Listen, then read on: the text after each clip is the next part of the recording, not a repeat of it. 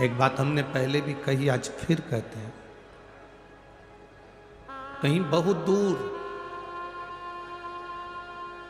तुम्हें जाने की जरूरत नहीं है भगवान को रिझाने के लिए।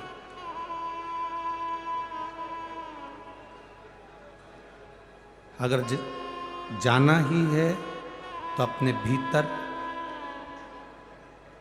कभी एकांत में बैठकर, आपको जैसे मथुरा कोसी की कथा में कहा था, एकांतेश्वर महादेव।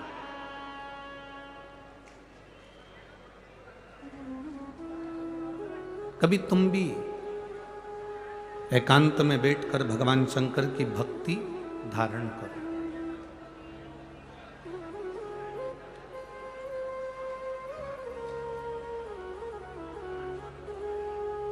दो चीजें बड़ी कारगर होती है।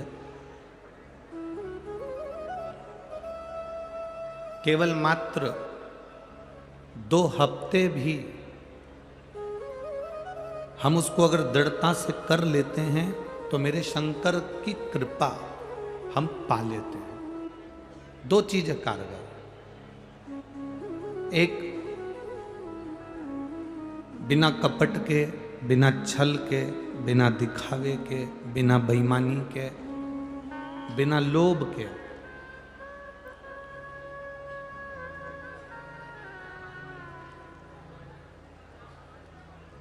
श्री शिवाय नमस्तुभ्यम मंत्र का जाप बेलपत्र के वृक्ष के नीचे बैठकर करना।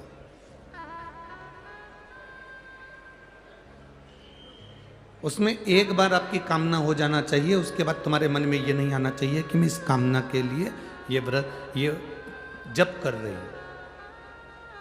शुरू दिन आप जब बेलपत्र के पेड़ के नीचे बैठें, शुरू दिन जब आप बेलपत्र के वृक्ष के नीचे बैठकर कामना कर कर एक बार अपने मन में आ जाना चाहिए कि मैंने इस कामना से श्री शिवाय नमस्तुभ्यम मंत्र का जाप किया।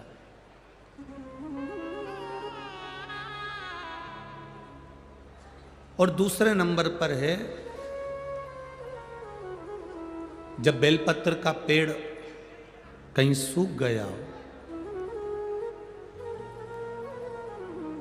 और किसी किसी के यहाँ पर बेलपत्र का वृक्ष जब सूख जाता है तो उस वृक्ष को लोग निकाल देते हैं, तोड़ देते हैं, काट देते हैं, निकाल देते हैं। अगर किसी के यहाँ पर बेलपत्र का पेड़ हो तो वहां से बेलपत्र के वृक्ष की थोड़ी सी जड़ के पास का भाग लेकर आना और उसका चंदन जैसी मुठिया बना लेना और उसको फिर घिस कर मेरे देवाधिदेव महादेव को जब जल चढ़ाने जाओ तब वो बेलपत्री का चंदन मेरे महादेव को लगा कर आओ। हरे वृक्ष को नहीं तोड़ना। जो वृक्ष सूख गया, जो वृक्ष पूर्ण तरह से साल भर हो गया, 1.5 साल हो गया, 2 साल हो गया, किसी किसी के यहाँ का पेड़ कटने वाला है, सूख चुका है, बेकार हो चुका है, लोग उसे निकालना चाह रहे हैं, उसकी अगर थोड़ी सी लकड़ी, थोड़ा सा भाव मिल जाए, उसका घिसा हुआ चंदन देवाधिदेव महादेव को समर्पित किया।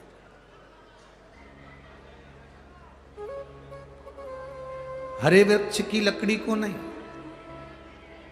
तुम अगर हरे वृक्ष की लकड़ी को काट कर लिया है, तोड़ कर लिया है, फिर उसको सुखा लिया, सुखाकर तुमने चंदन बनाया, वो श्रेष्ठ नहीं होगा, उसका कोई महत्व नहीं होगा, उसकी कोई मूलता नहीं। शिव महापुराण की कथा तो यहां तक कहती है कि हरे वृक्ष में से जब हम पत्तियां तोड़ते हैं तो उसकी डाली कभी नहीं टूटना चाहिए। वृक्ष में से केवल पत्ती तोड़ो पर डाली ना तोड़ो। फूल में से, फूल के पौधे में से, पुष्प की डाली में से पुष्प तोड़ो पर उसकी डाली कभी मत तोड़ो।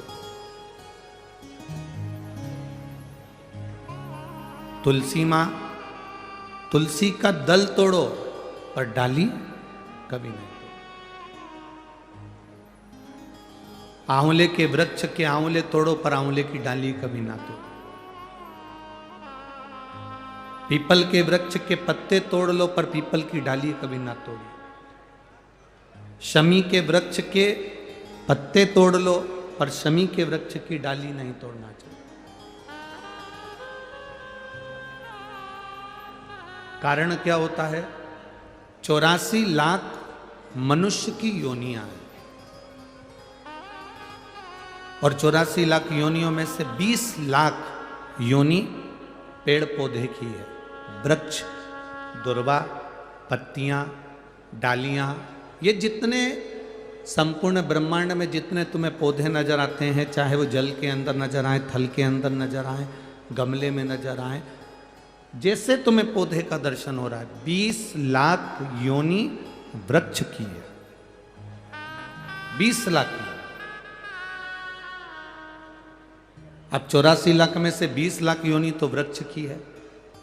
शिव महापुराण की कथा कहती है, हम फूल तोड़ते समय अगर डाली तोड़ देते हैं, हम पत्तियां तोड़ते समय वृक्ष की डालियां तोड़ देते हैं, तो 84 लाख योनि में से 20 लाख योनि वृक्ष की है और वो योनियां हमको भुगतना पड़ती है। इसलिए केवल पत्तियां तो आपको पत्ती की जरूरत है, बेलपत्र की जरूरत है। ये बेलपत्र की आपको जरूरत है, अब बेलपत्र तोड़िए, डाली ना तोड़ना। फूल की जरूरत है, फूल तोड़िए, उसकी डालियां ना तोड़िए।